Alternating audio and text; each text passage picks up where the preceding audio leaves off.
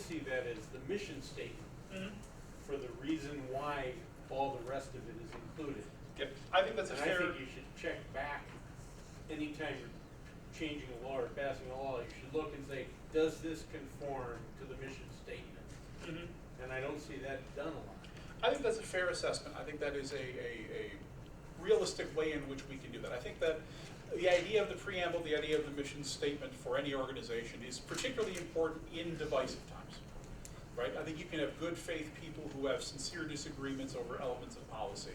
And there's two things that I think inform that. One, obviously, is that is a useful kind of, I guess, guide star, right, for some of our efforts.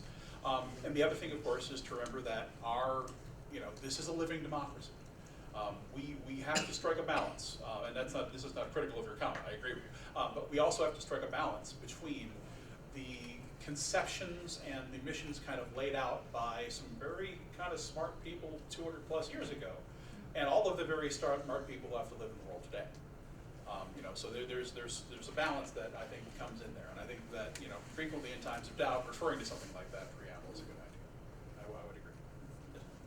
Could you explain why it used to be our senators were elected every 4 years? This is statewide. Oh, okay. And our representatives every 2 years, and suddenly this year they're all being elected at the same time. Well, not all of the senators are up for election. Our House of Representatives is always up. It's a 2-year cycle, right? But our senators are actually are normally on alternating cycles. So it's not every senator up for election all the time. You mean state or federal? State. Oh yeah, no. So I said state. All right, I'm sorry. I was missing that.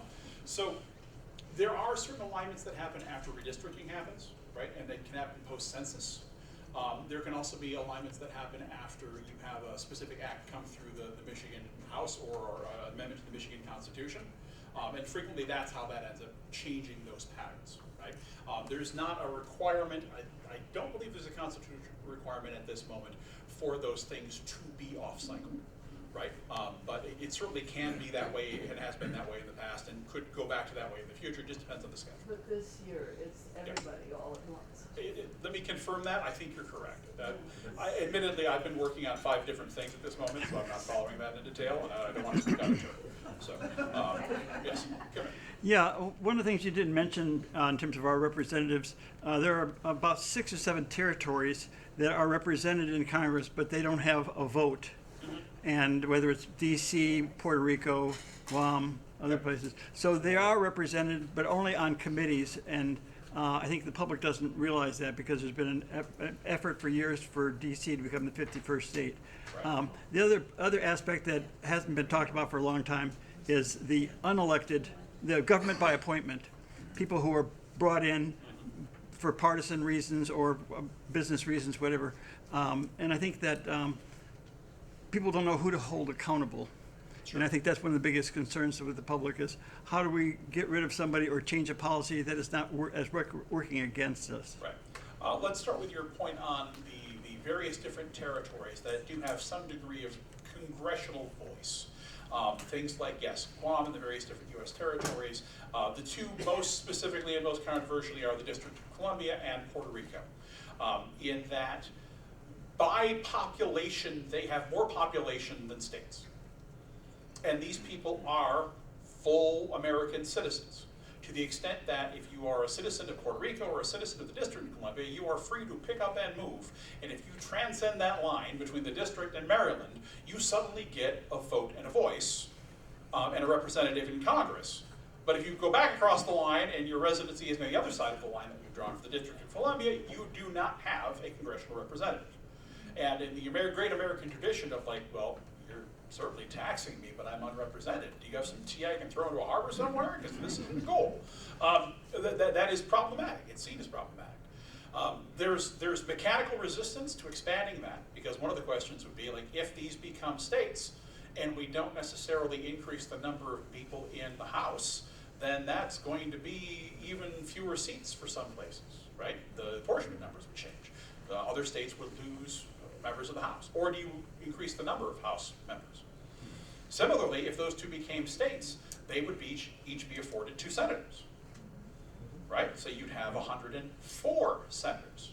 And both Puerto Rico and the District of Columbia would probably be pretty reliably left-leaning senators. You'd probably have Democrats elected out of those. You might get one Republican in Puerto Rico once in a while, right?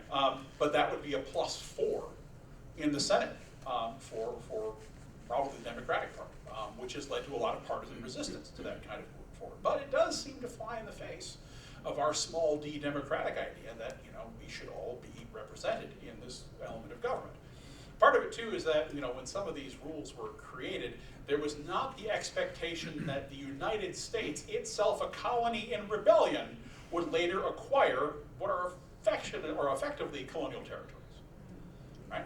But we have, and so the fact that the people who are born there and live there are U.S. citizens by full right and no different than the rest of us, except for the fact that the area in which they live is not represented in our federal government is problematic. So that's one dimension. As terms for accountability, one of the things that has happened is we have seen a pretty consistent shift from legislative primacy to executive primacy. And as the degree of the American bureaucracy has gotten much more complex, is that it may not be your elected representative in Congress who is creating the specific policy with which you are taking umbrage, right? It may be that 5 Congresses ago they passed a policy that was handed off to an agency, and now that agency is able to write rules that otherwise enact that law, but are entirely generated within the body of that agency, and that agency is someone who was appointed by a president that, you know, you may not like or agree with, and was that appointment was put through a Senate that you may not like or agree with, and so, you know, how do you hold that person accountable? And the short answer is, mechanically and democratically, you can't, right? You simply can't. You know, there's no means by which the people can rise up in this moment and decide, hey, you know what, Secretary XF, we're not happy with you, out you go, right? There's not a mechanic to do that.